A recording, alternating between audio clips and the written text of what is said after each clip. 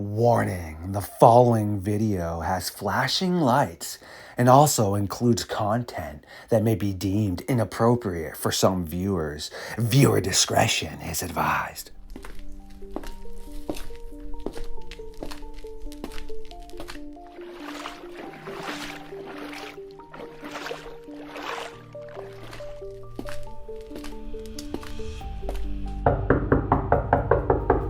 Robert Prevost and the Wendigo guy, Ryan Tremblay, you both have found your way into the fox den to awaken me from my slumber for another episode of Midnight Lycanthropy here on LordeStarfox Radio. As always, we do have some very important information for you.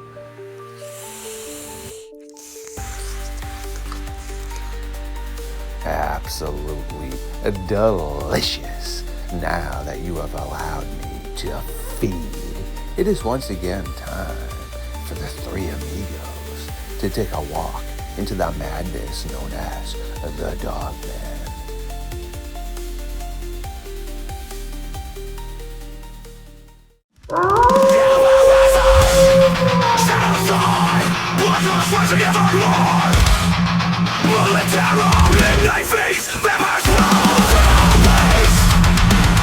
Stood up. I said, oh my god, it's a werewolf, and everybody in the car freaked out.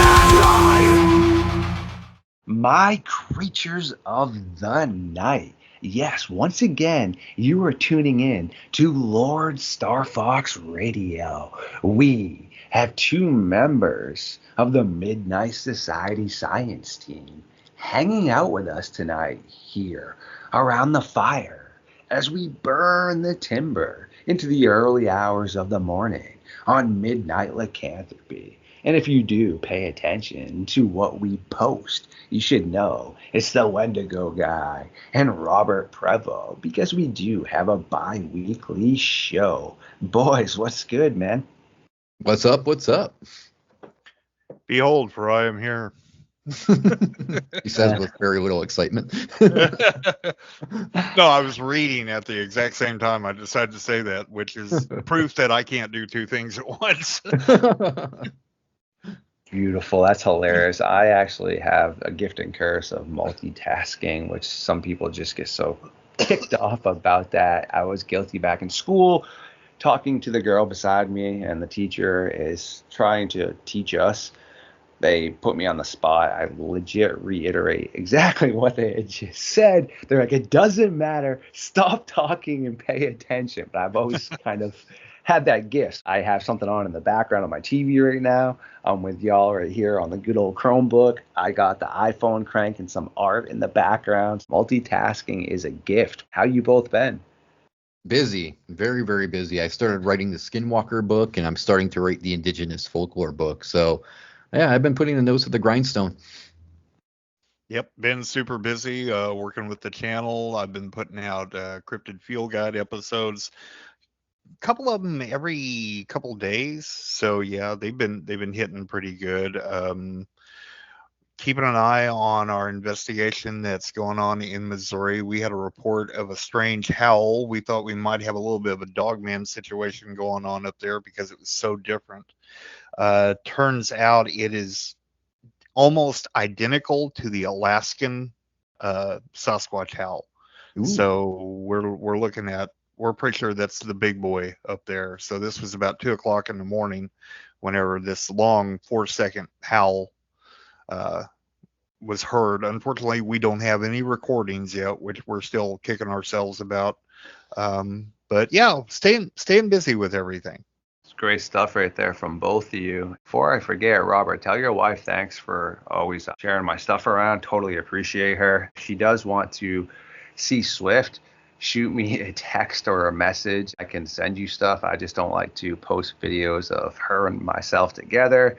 That way, technically, there is no visual proof I have a sidekick. But it's not like I just stole it. I mean, she came to me. So, but you know how it is. Right. Yeah. We don't want the a repeat of New York.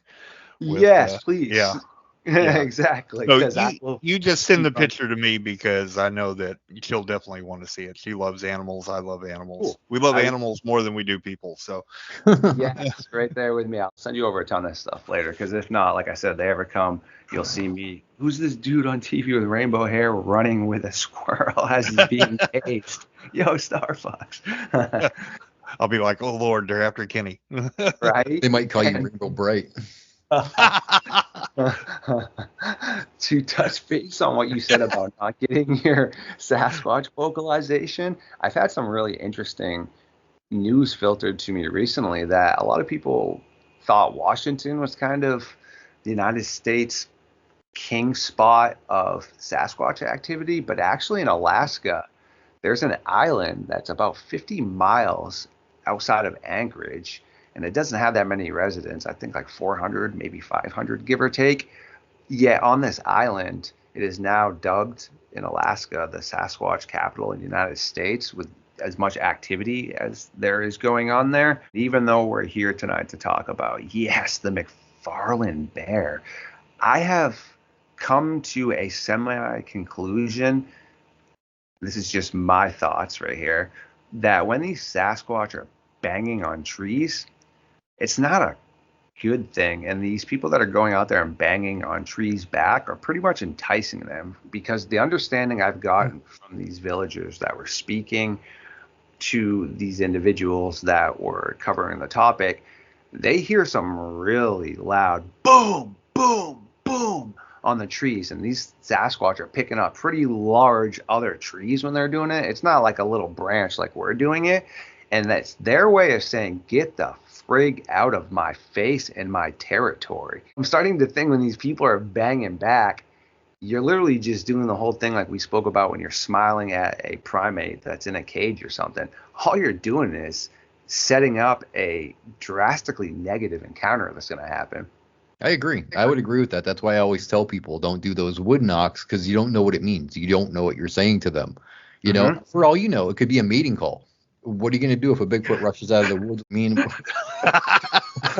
at that point, what do you even do? You know, he's going to be like, well, you called. I mean, booty call. I'm here. Now what? You do like Starfox. You grab your squirrel and run. I mean, think about it, too. If they've been around the indigenous tribes, right, war drums are a thing, okay? Yeah. If you want somebody off of your turf, you're going to start beating whatever you have that's a makeshift war drum. Trees are good for that. They're great for that. So when Bigfoot's beating those trees, it's not him saying, hey, come find me. That's him saying, get the hell away from me. I don't want to be with you. Get away. Yes. Some other indigenous individuals I spoke to said the same thing, that there's reasonings their culture pushed these beings or forest people or entities, the Dogman, whatever, to certain areas, and they moved away from that. Okay? Yep. Don't go back to there now. Yet, why are other people going back there and expecting a different reaction compared to what they had already experienced? Bottom line is, same thing with when you're putting the vocals out. You really don't know what you're going to get in response, because like Tremblay was just saying, who knows? You could be reiterating something another male said to somebody else, like, yo, bozo, come get some. I'm going to beat you, you know? And then all of a sudden this, what? Okay, and shows up. Before I forget real quick, I've had numerous people ask me if coyotes and wild canines bark like domesticated dogs. My response is, it doesn't sound exactly like your domesticated dog, but yes, any canine barks and howls, and if you're hearing that, then it is going to be a canine. It's not going to be a bear. It's not going to be a cougar. The only other option outside of canine is whether it's being mimicked by a potential Sasquatch or a person. Yeah, I know when I was down in Boston recently, before we head up to the good old MacFarlane bear, I heard a fox, and it was barking, but it was a different bark than like a domesticated dog's bark. But yeah, it was a pretty gnarly bark. Coyote just kind of sound like, yeah, it's like a yowl. Yeah. Pretty Yeah. cool. I mean, it's Yeah. sad it was in the city, but A fox in the middle of the forest in the middle of the night is almost the scariest thing you will ever hear. So- It is. They are wicked weird sounding, and you're like, what in the hell was that? yeah. Since you guys have heard it, I guess you guys are the guys to ask. What does the fox say? Oh, I'm man. still not even sure. So glad you had to say that, because again, diluting and delaying the MacFarlane Bear, because I used to model Abercrombie and Fitch. Those bozos thought that was so cool, so they had us standing at the front of the store to greet people, and you had all these little chicks coming in and wanting pictures with you, whatever. I mean, they're paying you well, but they had the same 5 or 7 dang songs that they would just play on a loop in a 5-hour period. You know how many times I heard that freaking song? It just made me not happy at all, and it still makes me unhappy. My bad. Let me delay the bear here just one more minute. So I kind of wanted to go backwards to what we were talking about Alaska and about Sasquatch and the beating on the trees and the howls. I think there's a lot that has to do with intent too. Mhm. I'm not in favor of, and I've never been in favor of going out in the woods and beating on trees. And first of all, I don't like beating on trees because I don't like hurting trees. First of all, because Yes. you got to hit them really hard. And then you don't, like we said, you don't know what you're saying. There was one time where Richard and I were in the woods when we were doing an investigation, and I don't know what came over me. I told him I have no idea what it is, because I'm strictly no howling, no yelling, no. I said, I've got an overwhelming urge to do a call. And he's like, you got to be kidding me. And I'm like, no, I don't. I'm going to do one, And so anyway, I did one. I did the best one I could possibly do. And we got a response way off about, a couple of hills over. I got a call. And I was like, oh, well, that was really cool. So I said, well, I'm going to do one more. So I did one more, and we got a call from another couple of hills over the other direction. Now he looks at me and he goes, I think you pissed it off. And I said, no, that wasn't the feeling I got. The feeling I got was kind of, you're letting me know where you're at, and I'm going to let everybody know that you're here. And the whole time I was out there, I never felt like we were invading their territory. But I'm one who's really, I try to be very respectful when I go out there. It was a matter of me trying to let them know, here I am, I'm right over here, you don't have to worry about me. So no, you don't know what you're saying. And I don't recommend everybody going out and howling, and we don't do that as a common thing, and we definitely don't go out and beat on trees. So, I mean, yeah, you don't know what you're saying, but I think intent has a lot to do with whenever we're talking about Sasquatch, Dogman, and some of the more humanoid things. I don't know. It's weird.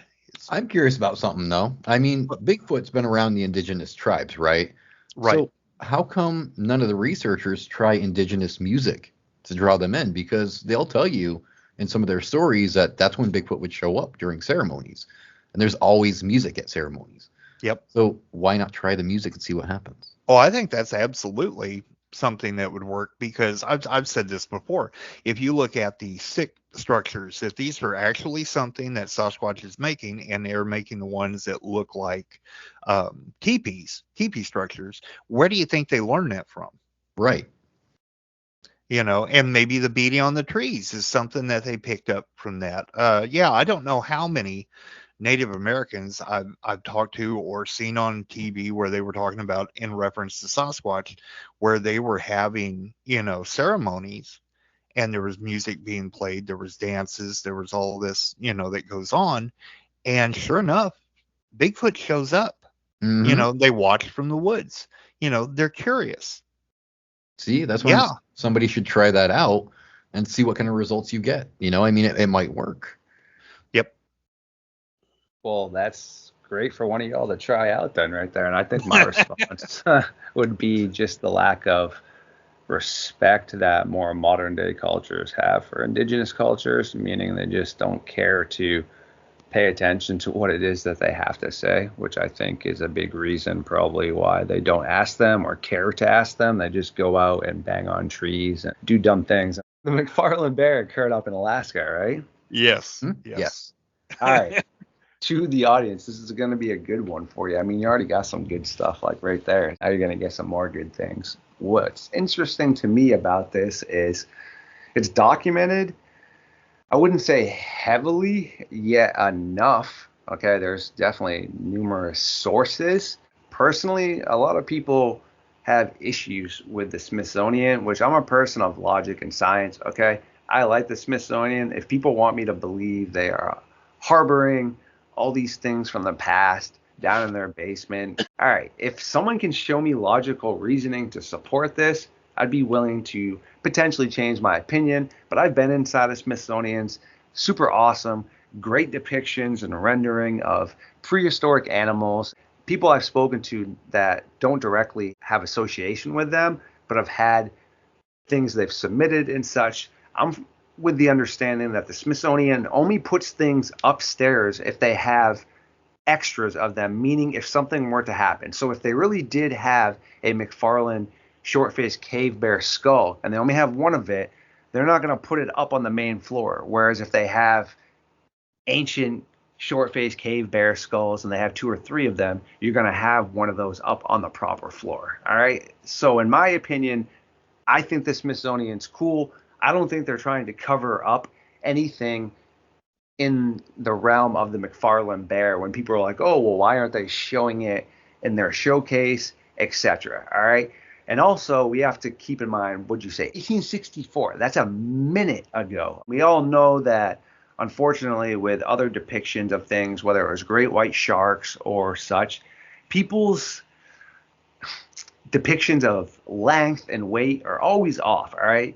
The reason I said great white sharks, all these monstrous ones that were supposedly 35 feet, 38 feet, no. Now that they've been properly rendered and measured the way they're supposed to be measured, they're all pushing 20 plus feet, but none are pushing over 25 or so. I'm not saying people back then don't know what it is they're looking at, but they didn't follow the proper metric system that is recognized now when you are sitting here and taking the analytics of head to toe, or on the shark, you put its fin down a little bit and measure from its top dorsal to its nose, whereas before there were times where people weren't doing that.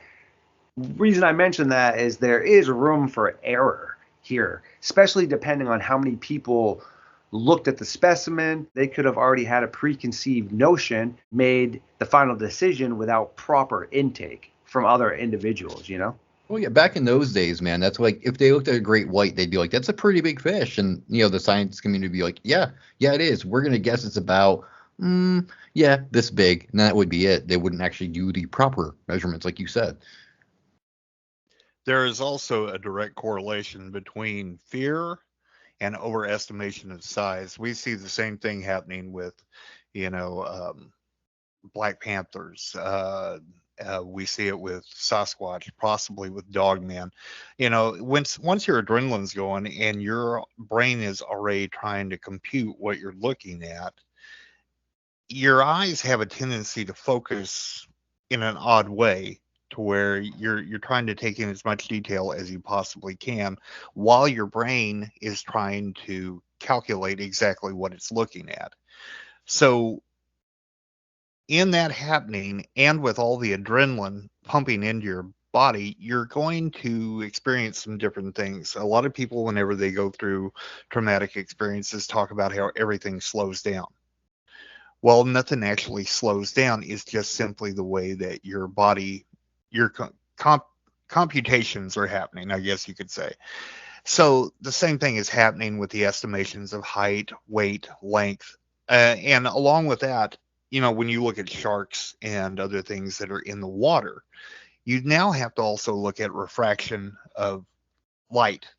So I do a lot of bow fishing. I don't know how many times I thought, man, this carp or this buffalo that I'm getting ready to hit is like the biggest one I've ever seen, and I'll get it on, I'll pull it in, and I'm like, well, that's not the biggest one I've ever seen. But it's because of the refraction of light. Things look different and bigger whenever they're underwater. Sure. So, and most fishermen know that.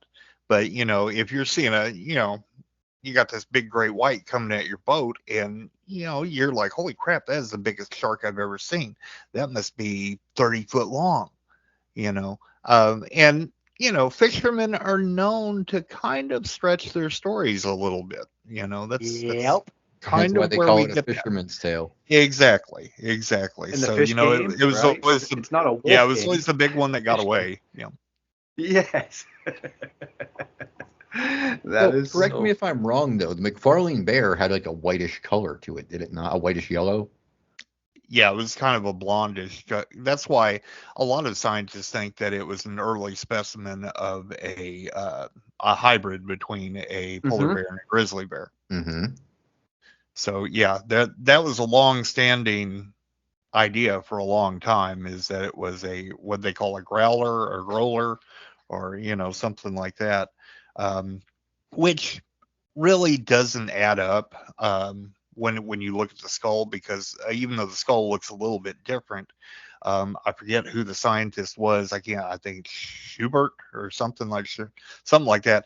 Anyway, he even said it looked like a young female brown bear and not even a really big one. Hmm. So yeah. So Interesting. it's an interesting idea, and we're definitely, with the changes that we're seeing in the environment, which is going to happen anyway, whether we're here or not. Um, we're going to see some hybridization. That's part of adaptation. That's part of how evolution works. Right. So yeah, so we're going to see more of these golden bears, or the white bears, or the spirit bears, or whatever we want to call them as Right. human beings. And so they're going to take on different, when you hybridize two animals together, you're going to get something that has a composite of both, and it's never going to be the same out of both Exactly. hybrids are always going to be a little bit different. It's lions and tigers, where you got tigons and ligers. It depends on which one's male, which one's female, and every liger is not the same, and every tigon is not the same. So it's animals are weird. What I get from this whole story, though, is that this bear, the unexpected bear, was an omega species. That it was basically the last of its kind. That's what I took away from the whole story. Well, there was a lot of people who believe that, but where a lot of the science, where the scientists, the zoologists and everything who know about bears, really looked at it, is it really wasn't that spectacular of a bear in the first place. Right. There have been talks about maybe it was a short-faced bear, um, but for me, that's a bit of a stretch. Mm-hmm. Not to be Debbie Downer or whatever on this, but and it's possible. It's always a possibility that it could have been a short-faced bear, but the chances aren't very good because it wasn't a very big skull. So if you're looking at a short-faced bears were huge. Oh yeah, easily. So yeah, so they outdid polar bears. So the evidence isn't that astounding. No, I mean, the But size of those short-faced bears, if they were still around nowadays, there'd be a lot less people in the woods because those yes, things were ginormous. yes, there would be a lot less people. Mm-hmm. Yeah, period. Yep. Great stuff right there by both of you. That leads me into a statement and then a question. Recently, to the audience, I had already been speaking to Mr. Tremblay and Prevo about this before we started recording. Yeah, I've gotten the opportunity to vaguely communicate with Forrest Galante. Huge fan of his. I was watching some pretty cool stuff recently where he was going around and just trying to look for logical reasonings as to why people were seeing things potentially such as the Ozark Howler, etc. Well, in this one area, they were decently deep into a cave and they found an enormous bed that this short-faced cave bear, they believed, would have been the one responsible for it, had made itself comfortable because of how huge it was. Well, time out. Meku, our spelunker and paleontologist expert, has also had interactions in cave systems where you see things from thousands of years ago or even later, because the environments in these caves are so similar, meaning you could legit just take your hand and smear some stuff and mess up these ancient tracks, all right? Mhm. So it's really hard to fully understand when it was exactly made. Was this supposed bed carved out in the mud and such made recently by this short-faced cave bear or a very long time ago? Well, we may never know, but we do know that Forrest Galante found fresh or fresher bones that had been brought in there, meaning at a point in time something was dragging back animals to consume them, but it was also in some sort of water kind of and in the cave. So again, like Forrest Galante and his wife said, it's really hard on the spot to figure out the time frames of when these animals were supposedly dragged in there. Could it even have been by that cave bear? Well, now back to the MacFarlane thing. Correct me if I'm wrong. Was he not a renowned hunter? Or I believe I had read he was an extremely experienced outdoorsman. Where would the confusion come into a hunter that is claiming they are experienced in Alaska? They would have to know the difference of a normal or smaller bear in comparison to something enormous, even if you are under stress, correct? Sure, but I mean, that's why they call it the unexpected bear, because it was something he had never seen before. So you got to remember that throughout history, when somebody lays their eyes on something they've never seen, they kind of exaggerate a little bit. Yep. Yeah, if you've never encountered a hybrid of something, or something that has even a minor mutation, yeah, there's been plenty of times where they've thought, well, this is a completely different species, this is a different subspecies, it's a one-off. It happens. So, science is not perfect. That's why things in science change over time. We go back and we look at things again, things that we thought were absolute fact. We look at them later on and we're like, okay, except for this. Right. I mean, perfect case in point is the Billy apes. Robert can correct me if I'm wrong here, but they thought they were some kind of different ape entirely, that they were a brand new species. Turns out they're just a kind of chimpanzee. Yep. The lion slayers, correct? Correct. Yep. Yeah, those things are huge, dude. Mm-hmm. They're taller than your average chimpanzee, but nevertheless, they're still just chimpanzees. Yeah, their genetics is right? their genetics is just the same as all the other chimpanzees. Mm-hmm. Yeah, just more access to food and stuff. I mean, it's no different than like the Kodiak bears on that island, all right? It's still got lineage tied into brown bears and grizzly bears, but it's not fully exactly the same either. It is, it isn't, though. Look how much bigger it is. So it's kind of like the same comparison you just made. Right. Yeah. Now that's perfect example of adaptation at work.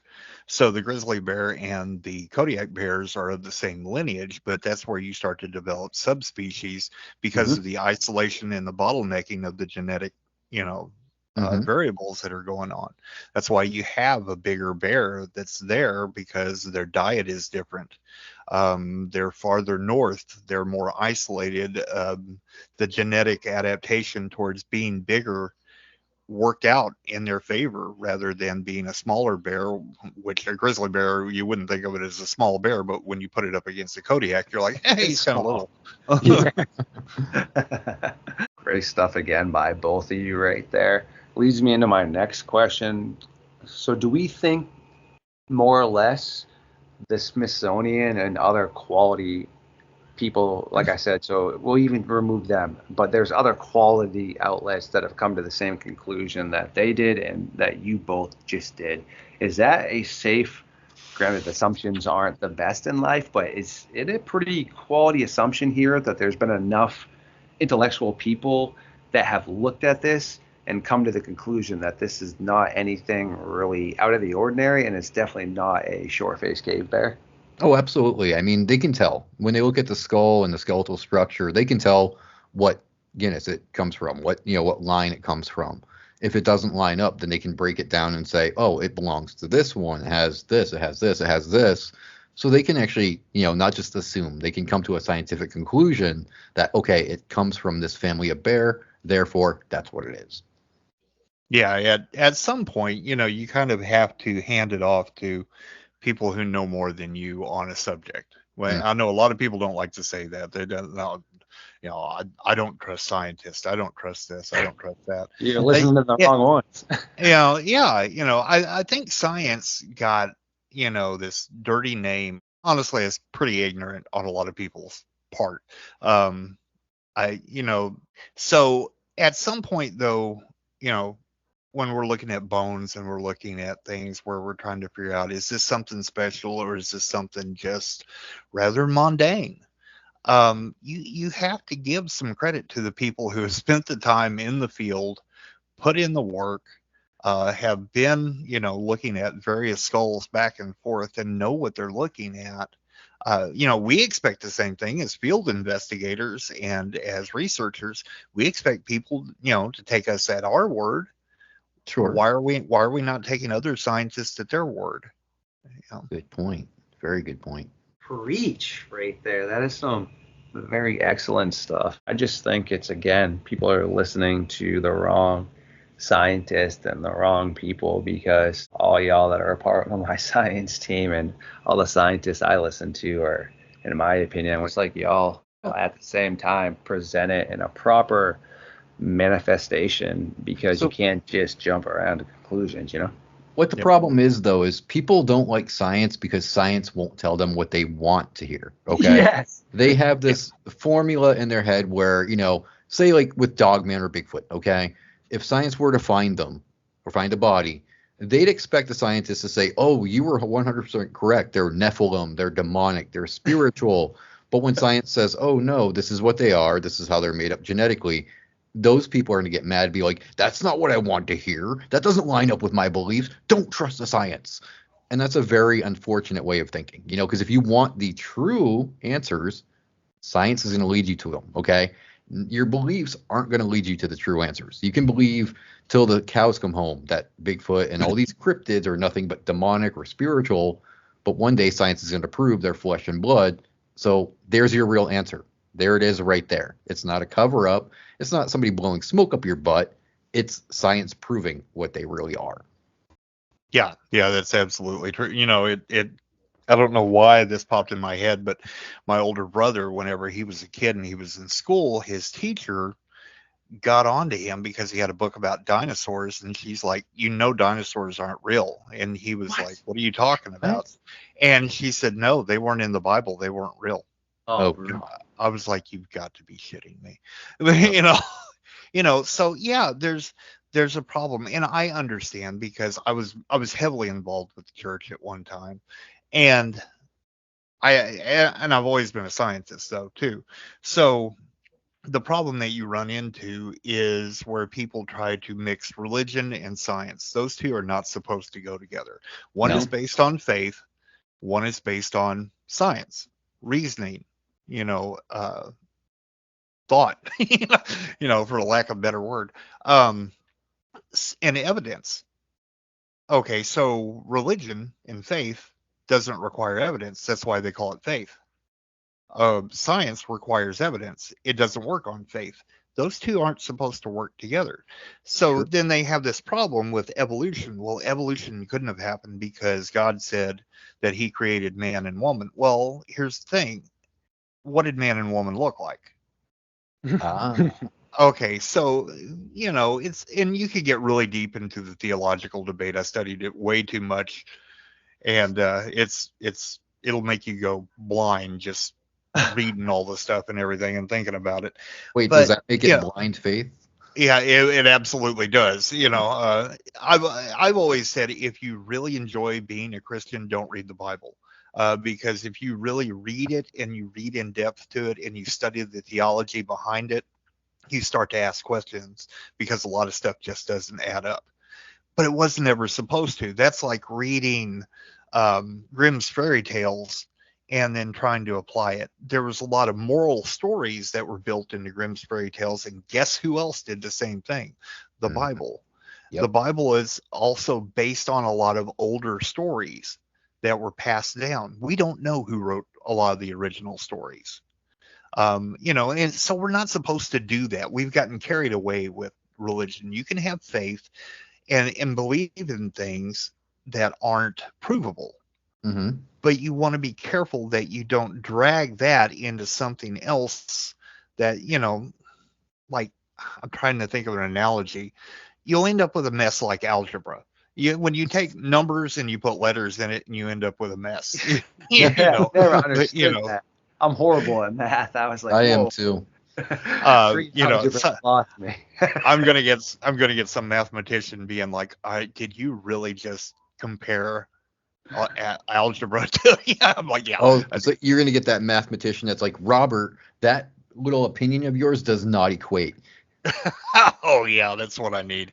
That's exactly what I need. Yeah, math humor. Adaptation and evolution. A lot of people have a problem with evolution because it doesn't fit in with the paradigm that they believe.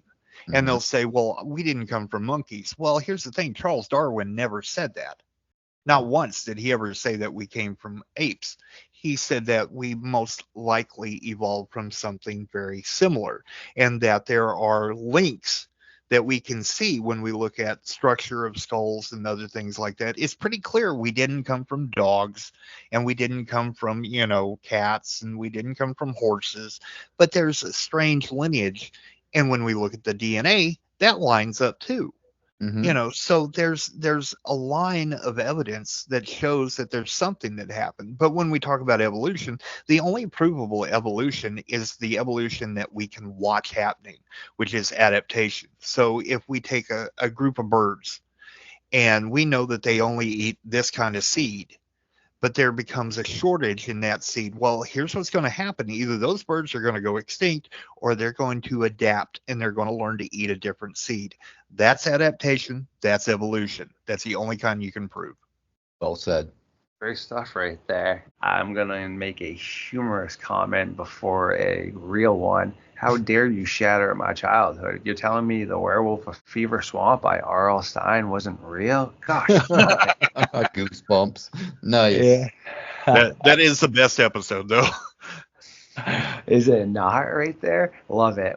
During the trimesters, when a woman is carrying the fetus, during different times, they actually go through different phases where they look like a feline, they look like a amphibian. Mm-hmm. So if people were to look and see what the fetus actually looked like as it was developing, it actually does look like a human-animal hybrid. Yeah. So, it's sometimes the tailbone just doesn't shrink enough, and that's why people have tails. It's something that happens.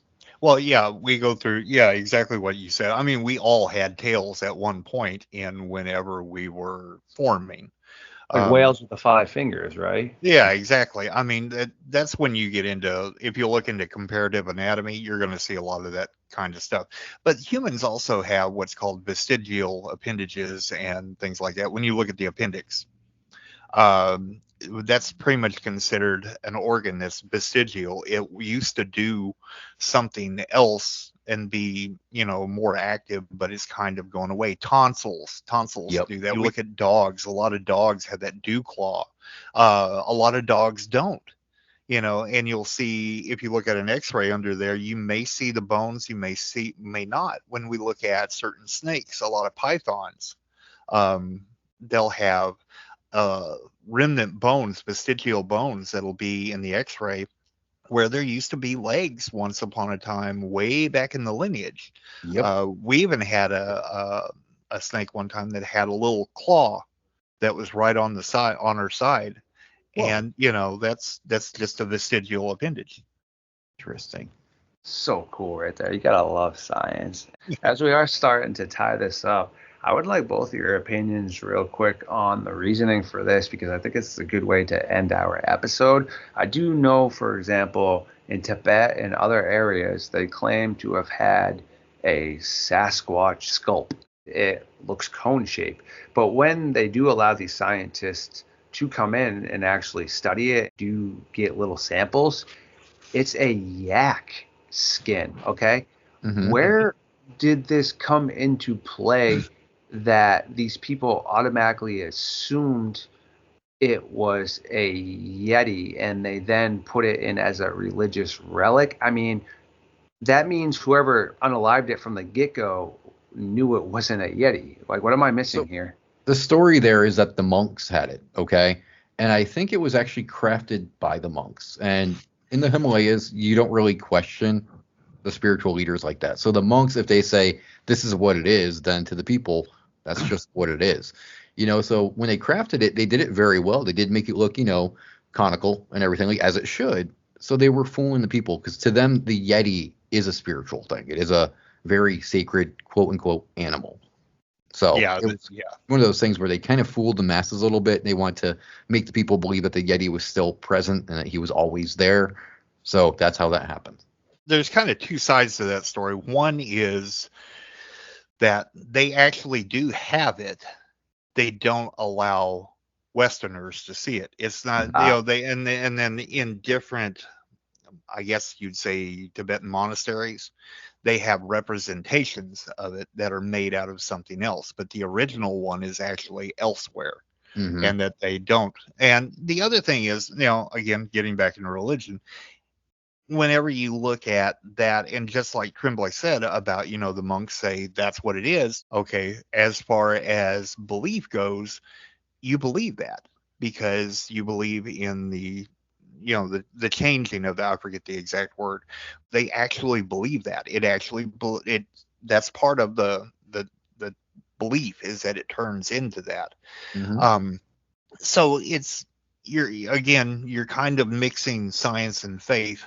So it's a little hard to differentiate those two. But what do I think? Honestly, I think probably there is a monastery somewhere where they do have one. But they just made replicas of it so that everybody's got one.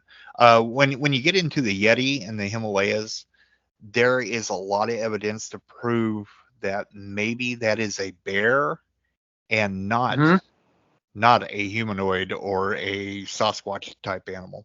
Mm-hmm. But you get everybody that has the pictures of the white Yeti, and it's funny because the original depictions of the Yeti were never white furred. It never had white hair. It was either dark brown, red, or black. Believe it or not, the white Yeti was made popular by a Christmas show in the 60s. Yeah. Yeah, Rudolph. Mass Christmas special, yeah. Yeah, he's the man but scary in that thing right there for sure. Yeah. And also, right, Star Wars had a kind of depiction of that too, didn't they? Yep. Yeah. The Wampa. When Luke's like in the snow, right? And then he's got that little goat thing gets smoked. So creepy. The Tauntaun, yeah. Yeah, there we go.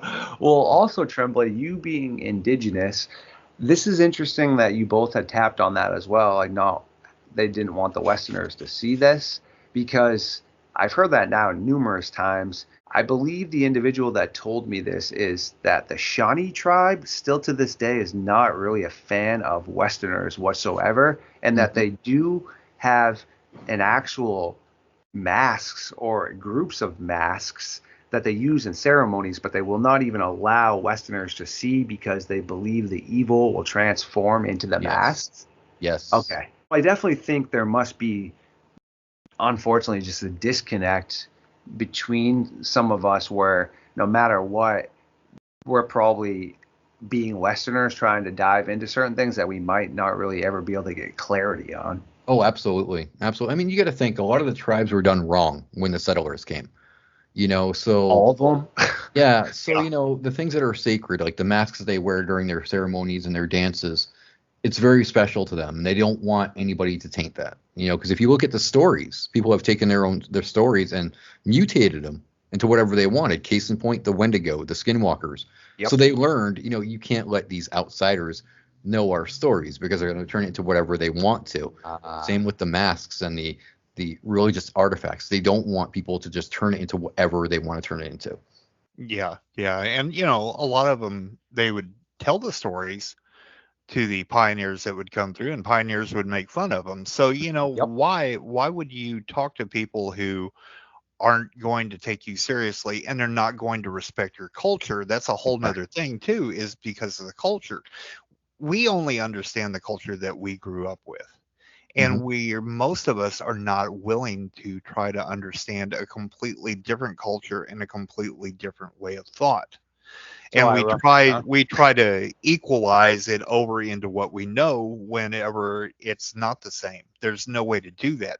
You have to reprogram your brain to accept different line of thought completely, and we're not really good at that.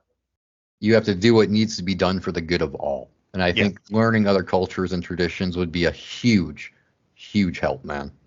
Oh yeah, I was just absolutely. gonna say the ironic part. I mean, right there is as we're tying this up. That's what makes, well, just us being able to sit down right now in the country we're in is being able to experience all kinds of different beliefs and things that came over in a melting pot, and I think everyone has something great to offer. And like you said, it's just about like respect, I mean, Absolutely. if you are in another country and things and they're telling you, hey, even though like we had just said, this was a yak skin, if they're presenting it something like that and that's their belief, just respect people's beliefs and such. So yeah, no, great stuff by both of you. Is there anything else you all want to touch base on before we let you all boogie?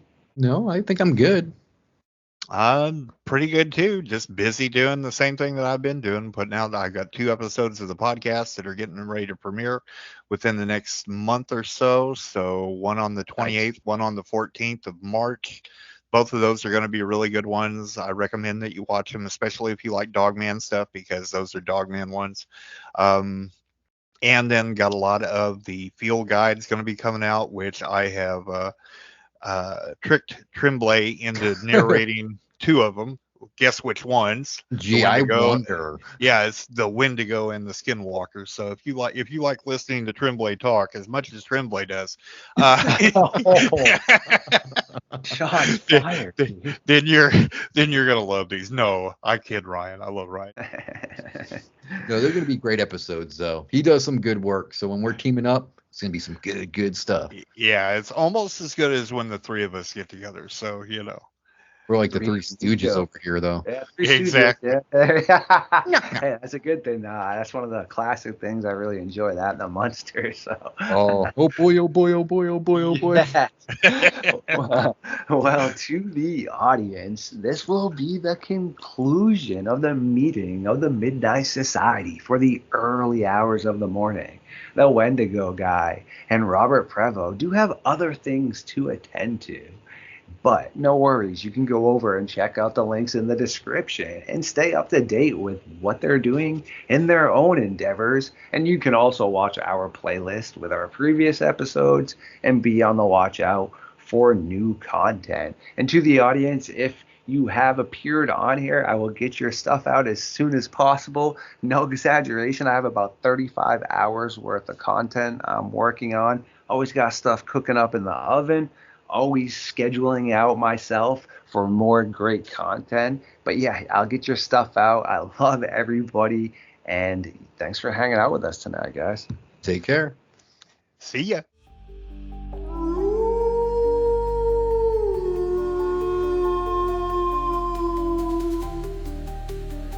Ooh, my creatures of the night.